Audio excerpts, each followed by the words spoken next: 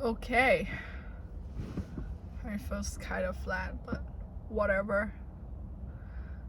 I just got back from therapy, and it's the first time I get to see my therapist in person after a couple online sessions, and it felt so great. Whenever I go to therapy in person, it just felt great. Being able to see another person physically there with you, and like you have the room there and it's safe, everything's confidential, and the job is there just to listen to you. Feel great. It feels so great. Therapy is lit. But the stuff we talk about today is this pressure when I am in school, living in the dorm at a competitive university. I recently started to feel this pressure to always study, always work really hard, always pull all-nighter. And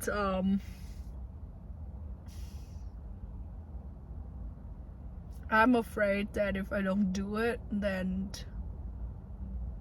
I'm not good enough, I'm not studying hard enough. That's guilt.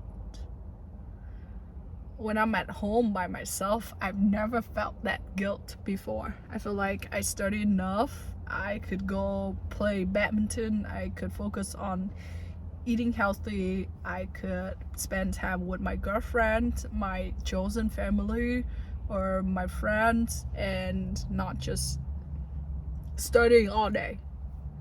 And that is still enough. But that's the voice in me. That's me. When I close my eyes, I don't see the rest of the world. That's me, right? And now that I'm at a competitive university, that's another voice from all my peers, my roommates, not all, most of them. And they telling me that I need to study more, I need to give up badminton, I need to give up spending time with friends and family if I wanted to be the best in class, the best at the lab. And I'm being pulled. And I told them my dream, my success, my ideal best is when I do good in class, I get good grade, A or B, but I still play badminton, I still prioritize my physical health, and I go to therapy to prioritize my mental health, and I spend time with friends and chosen families, and that is my relationship health, and that's something I wanted to do. And this voice over here will tell me that no, you should only focus on school and studying and pulling all-nighter and grind as hard as you can if you want that perfect score. And this voice getting this guilt voice, it's like hustle culture voice, it's getting bigger and bigger.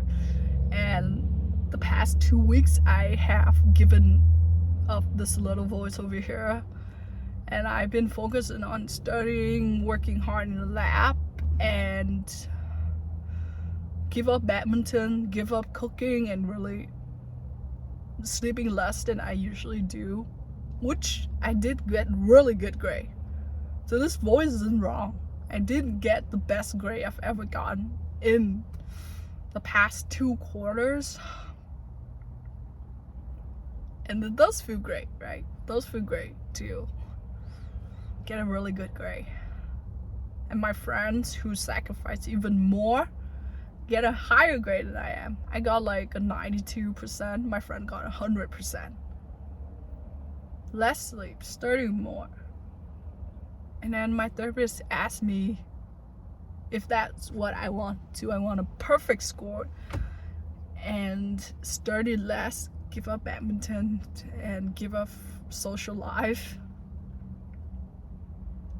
get that perfect score? Or do I want somewhat okay grade, like B and A, and still have badminton, still have quality relationship with other people? Which one would I choose? And I chose the second one, the baby voice, the one that's I felt like it's my voice when I close my eyes. I chose that over the other one. Why? Why would I purposely chose to have a grade that is less than perfect? A lower grade that could affect my chances of getting into PhD program, into a career that I enjoy. Why would I want to be behind my friends who are like perfect? It comes down to 3 question prompt. Number 1, is it sustainable?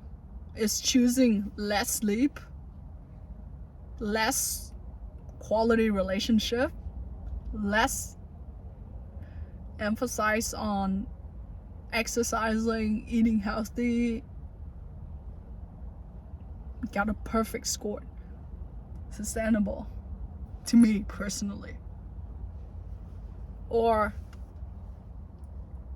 great sleep, enough sleep, have time to spend with families and friends, and prioritize my physical health, sleep, eating, exercising.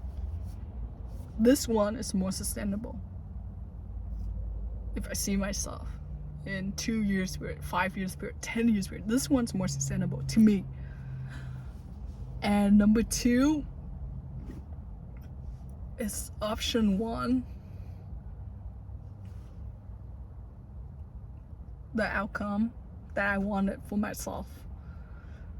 Because it seemed like I'm just starting to get 100% score and memorize everything that's on the slides, everything that the professor said, to get a perfect score, if that's the outcome, and then forget the material afterward, or the outcome of getting a B or an A minus, but I really understand the material. I don't memorize. Well, I somewhat memorize, but the key is I understand the material and I can sit down and have a conversations with someone who's also interested in those material. And that information go with me through life. Yeah, not 1 year, 2 years. No, go with me through life. Those are the 2 outcomes. Which one would I pick? Of course, getting a somewhat okay grade, but maintain all that knowledge and apply it to real life. And then lastly, and very, very, very importantly, the question prompt that we, my therapist and me, came up with is, if I die tomorrow, because right, we human don't know the future. If I die tomorrow, what would I choose? Do I choose spend 8-10 hours studying, no sleep, grinding, get 100 scored, or I spend 4 hours studying, the other 4, 2 hours for friends and family, 2 hours for me, playing badminton, eating well? I chose the other one any day. Any day.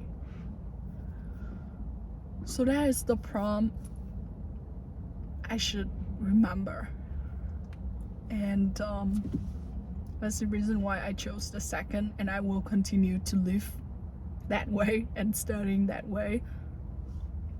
I told my therapist that I am scared. I'm really scared, and I feel like I need someone to come to rescue me. Because I'm scared that that voice, that competitive and hustle culture voice, is bigger than my voice over here. My voice over here is like tiny. This one's really big, like baby and tiny, and this one's really big, right? And the more people at my university told me those hustle things and telling me that I need to sacrifice to be the best, the more this voice kind of like sink down. And I really need to protect this voice and find a way, or like find more people that can make this voice bigger. So please, if you're watching this video, remind me that this is important to me, that having a life of learning, of nourishing relationship, of nourishing myself is more important than being the best and the most successful in class or in any career, because that is only one and sacrifice the other two, and I don't want that. I don't have a problem with people who want this life over here. Good for them. It's do whatever that flight your kite. That's what you desire. Cool.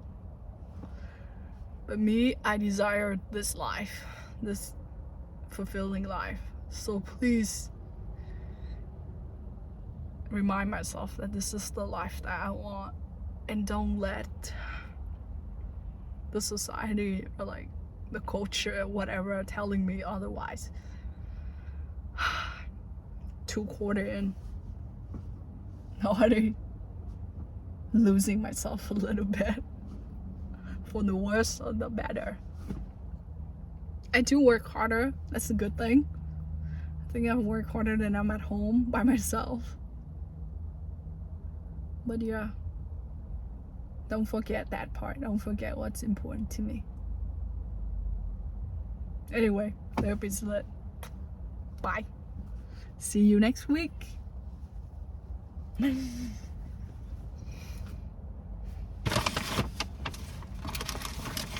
I treat myself after therapy.